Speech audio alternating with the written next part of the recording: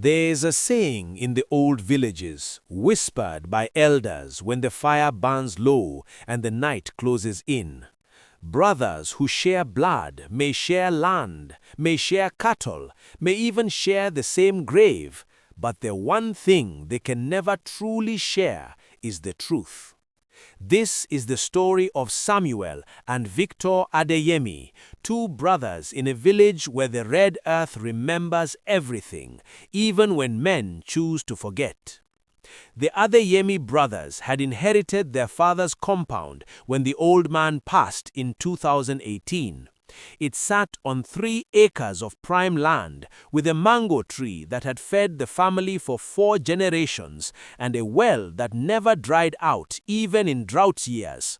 For 5 years they worked it together, Samuel tending the crops while Victor managed the harvests and sales. On the surface, everything seemed balanced, equal, fair. But beneath that surface, something had begun to rot. Victor had started to resent his brother's contentment. Samuel was married with 3 children, his wife Elizabeth singing as she prepared meals, his sons learning to walk the land just as their father had. Victor had never married, never had children. The compound that should have felt like home began to feel like a prison where he watched his brother build the life he'd never have. Then came the drought of 2023. 3 months without rain, the mango trees began to wither, the well's water level dropped lower than anyone had ever seen. Neighboring farms were selling off cattle just to survive, but the Adeyemi brothers had something most didn't. Their father, wise man that he was, had purchased crop insurance years before his death, and it had remained active, paid faithfully from the farm's earnings. The insurance payout came to $42,000, enough to replant, to drill the well deeper, to save the farm and see the family through until the rains returned. Samuel wanted to use it exactly as their father would. Invest it back into the land, protect the inheritance, ensure his sons would have something to build on. But Victor saw it differently. He saw his chance to finally escape. Have you ever stood at a crossroads where you knew, absolutely knew, that what you are about to do would shatter something that could never be repaired? Victor stood at that crossroads, and he chose the path of deception. Victor told Samuel he needed to travel to the capital to handle the insurance paperwork in person. It wasn't true. He traveled to the city, yes, but not for paperwork. He went to find a lawyer who would help him claim the entire inheritance as his own. He found one in a small office above a pharmacy, a man named Thompson, who asked few questions and charged high fees. Thompson's plan was simple but cruel. Victor would claim that their father's will had been misinterpreted, that the compound was meant to pass to the eldest son alone, which was Victor. He would produce documents, old family letters with ambiguous phrasing, testimony from distant relatives who'd say they remembered the father's true intentions, and he would force Samuel to either accept a small cash settlement or face years of expensive litigation. Back at the compound, Samuel waited. His wife Elizabeth noticed his worry, the way he stood by the gate each evening watching the road. "Your brother will return," she told him. "He always does." But mothers know things that others miss. Samuel's mother, though long dead, had once told Elizabeth a secret. She'd seen something in Victor as a boy, a hunger that was never satisfied, a need to take what belonged to others because he believed the world had cheated him of what he deserved. 3 weeks later, Victor returned, not alone, but with Thompson the lawyer and a court summons. Samuel stood in his own courtyard, the place where he was born, where his children played, and read legal documents claiming he had no right to be there, that the land was Victor's alone. The betrayal was so complete, so thorough, that for a long moment Samuel could not speak. He could only stare at his brother's face, searching for some trace of the boy he'd shared a childhood with. The village erupted. In close communities, a brother's betrayal is not just a family matter, it is a wound to the entire social fabric. The elders called an emergency council. The chief, a man named Robert, who had known both brothers since they were children, demanded to hear the case before any court could touch it. This was traditional law asserting itself against modern legal manipulation. Chief Robert asked Victor one question, just one. Did your father, in his final days, speak to you about this land? Victor's answer came too quickly, too practiced. Yes, Chief, he told me the eldest should inherit all. The chief's eyes narrowed. He had sat with the dying father. He had heard the father's final wishes, and they were not what Victor claimed. But here is where the story turns on something Victor could never have predicted. In African villages, especially the old ones, there exists a record keeper, not appointed by government or hired by officials, but chosen by the community for their integrity and memory. In this village, that person was a woman named Grace. She was 78 years old, never learned to write in a school, but she remembered every bath, every marriage, every death, and every significant agreement for 6 decades. Grace rose to speak. The council fell silent in a way that made Victor's expensive lawyer shift uncomfortably. She did not shout. She did not need to. I was there, she said simply, when the brother's father lay dying. I was there when he called both sons to his side.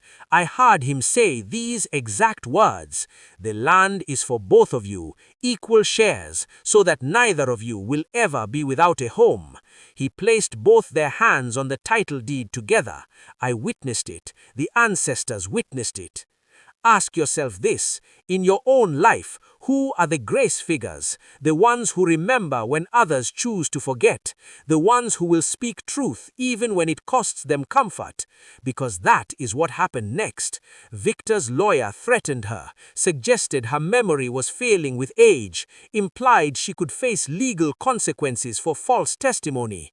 Grace simply smiled. I am 78 years old, she said. What can you take from me that death won't claim soon enough? But my word, my integrity, that travels with me beyond this world. I will not stain it for your client's greed. Chief Robert had had enough, but he did something that revealed the wisdom of traditional justice. He did not simply rule based on Grace's testimony. He sent for the village land registry. In many African communities, long before colonial governments imposed their systems, there existed local methods of recording land ownership: marks on sacred trees, stones placed at boundaries, and yes, written ledgers kept by the village council. The ledger was open to the entry from 2018. There, in careful handwriting, was the record of the father's death and the inheritance distribution. Compound and land to be shared equally between Samuel Adeyemi and Victor Adeyemi, both sons, with neither having power to sell or transfer without the other's written consent. It was signed by the father himself weeks before his death and witnessed by 3 elders, including Chief Robert. Victor's lawyer began speaking rapidly about legal technicalities, about how modern courts don't recognize traditional records, about how this ledger had no official government stamp. Chief Robert listened patiently. Then he spoke words that would echo through the region. You speak of government stamps on paper, but I speak of truth witnessed by the living and recorded by those we trust. If your courts cannot recognize truth when it is placed before them, then your courts are broken, not our records. The lawyer made one final attempt. He threatened to take the case to the district court, to drag it through years of litigation, to bankrupt Samuel with legal fees even if he won. But he had miscalculated. This village, like many African communities, operates on Ubuntu, the philosophy that a person is a person through other people. What affects one affects all. Within 2 hours, 17 village families had contributed money for Samuel's legal defense if it came to that. The Women's Farming Cooperative offered to harvest and sell their crops to raise funds. The Youth Association said they would provide free labor on Samuel's portion of the land to keep it productive during any court battle. Victor stood watching this mobilization and finally understood what he had really done. He had not just betrayed his brother, he had betrayed his entire community.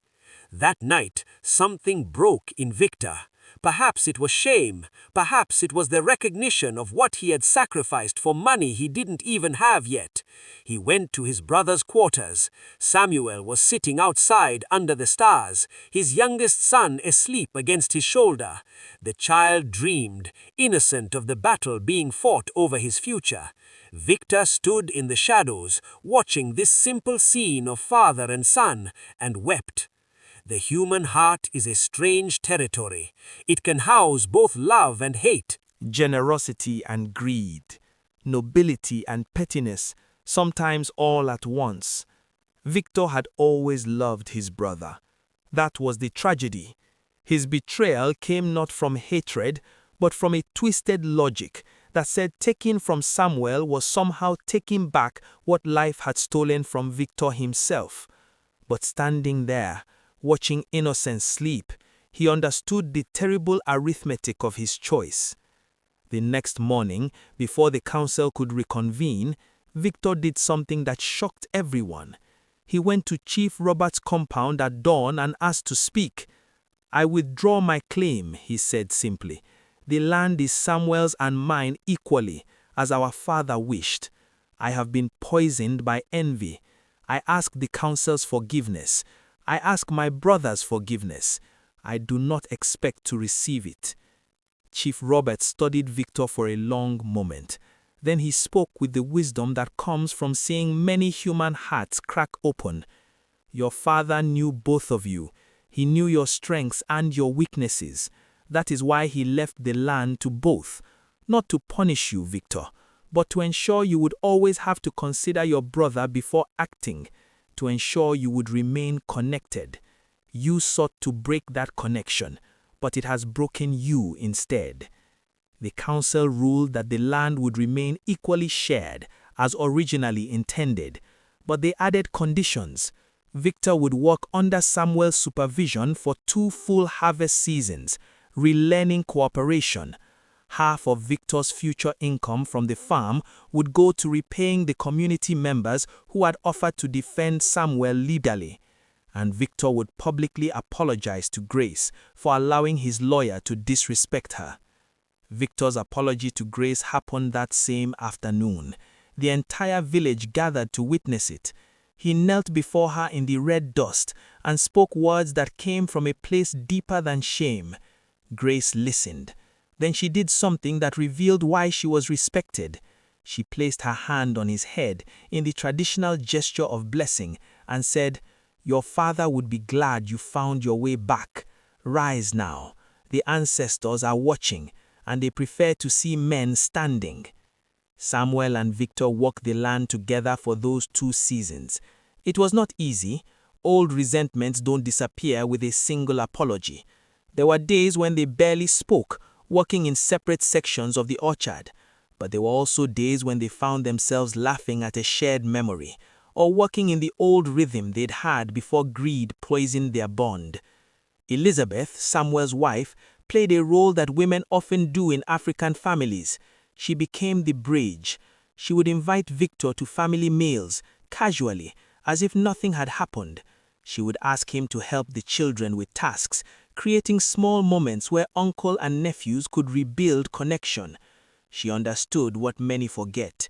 Families are not repaired with grand gestures, but with 1,000 small acts of inclusion. At the end of the 2 seasons, the council met again to evaluate. The harvest had been good. Victor had fulfilled every condition. He had repaid the community. He had worked faithfully under his brother's guidance. Chief Robert asked Samuel one question: "Can you farm this land with your brother as an equal partner again?" The village waited for his answer. Samuel looked at his brother. at the man who tried to steal his home, his children's inheritance, his dignity. He looked at the community who had stood with him. He thought of his father's wish for both sons to share the land, to remain connected. And he said, "Yes, we can farm it together. Not because I have forgotten what happened, but because I remember what our father taught us, that brotherhood is stronger than betrayal if we choose to make it so." The brothers Adeyemi continued to work the land together for years after that judgment. They never became as close as they'd been before the betrayal. That kind of innocence, once broken, cannot be fully restored. But they built something different, something more conscious, a brotherhood based not on assumption but on daily choice. Chief Robert passed away 4 years after the judgment. At his funeral, both brothers carried his casket, and Grace, who had spoken truth when it would have been easier to stay silent, lived to see both brothers' children grow and marry and have children of their own. She died at 86, still the keeper of village memory, still the one who remembered when others chose to forget. The story of the Adeyemi brothers became teaching in that region. Parents would tell it to children who fought over toys. Remember the brothers who almost lost everything because one wanted more than his share. Elders would reference it in disputes. Remember what greed costs and what truth preserves. Even in neighboring villages, when someone spoke of betrayal, the name Adeyemi carried a weight. But the most profound lesson lived in something Grace once said to a young woman who asked her why she had risked Victor's lawyer's threats. Truth is not something we choose when it is convenient. Truth is the ground we stand on. When we allow lies to replace truth for comfort or profit, we all begin to sink. I spoke because silence would have made me complicit in theft. Not just theft of land, but theft of what holds communities together. Trust. Today, if you visit that village, the Adeyemi compound still stands. The well still provides water, deeper now, drilled during one of the good harvests.